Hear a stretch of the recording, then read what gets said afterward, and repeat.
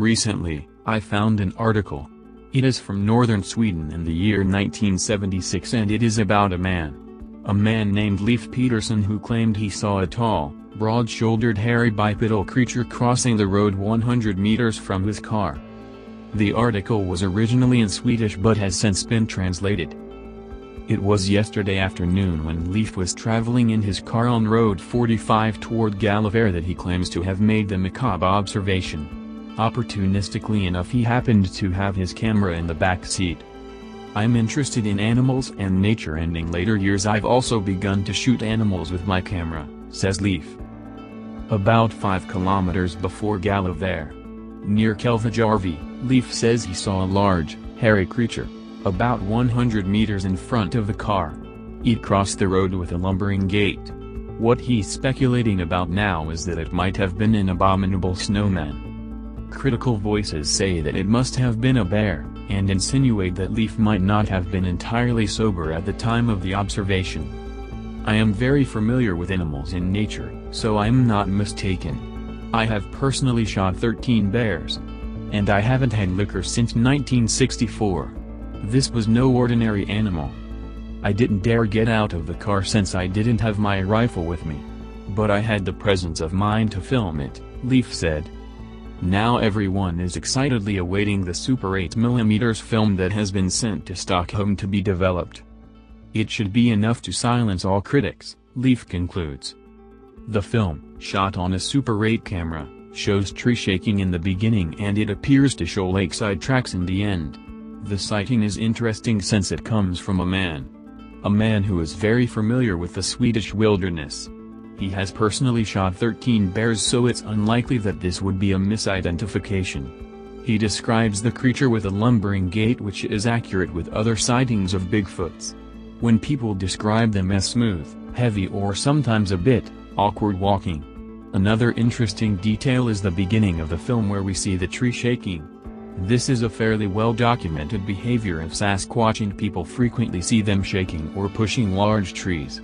This detail does add credibility to his reports, since that behavior was not even recognized in the Bigfoot community at the time, let alone in Sweden. The critics turn to the fact that Leif might not have been entirely sober at the time of the sighting, but Leif claims he hasn't had liquor in 3 years.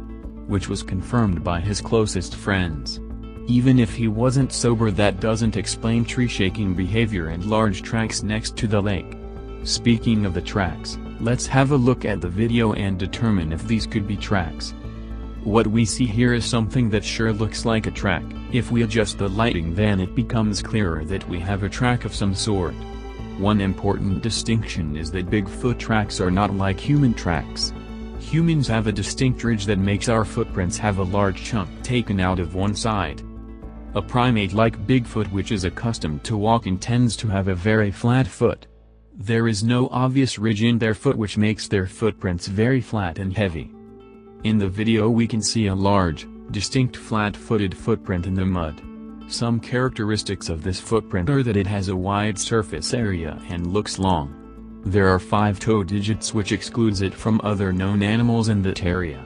It appears to be a textbook example of a Sasquatch footprint in a muddy wetland area. The size of this footprint is impossible to determine since we don't have the facts or the location to measure, but the tree right here could provide a clue about the footprint. The tree is a Scots pine, Pinus sylvestris, which is a species of pine that is native to Eurasia. This tree has been harvested for materials or other reasons. In Sweden, these trees are usually harvested when they are 90–150 years old. The diameter of the tree when it's mature is around 1 meter. This tree looks a bit younger, so let's round that number down to 0.5 meters. Assuming that the tree is only 0.5 meters wide in diameter, which it probably isn't. The footprint would still be at least 40 centimeters long or 17 inches, and that is assuming the smaller diameter. If we went with a more reasonable guess at 0.7 meters, then we're talking about a foot over 19 inches long. So again, is it reasonable to assume that an incredibly big, flat-footed human happened to be out in the vast, unforgiving landscape of northern Sweden shaking trees and walking around with a lumbering gait, or could this be an actual European Bigfoot in its habitat doing its thing? I don't know. But the evidence here is compelling. That's it for this video. If you have any questions, stories or sightings regarding Bigfoot in Europe, please comment down below.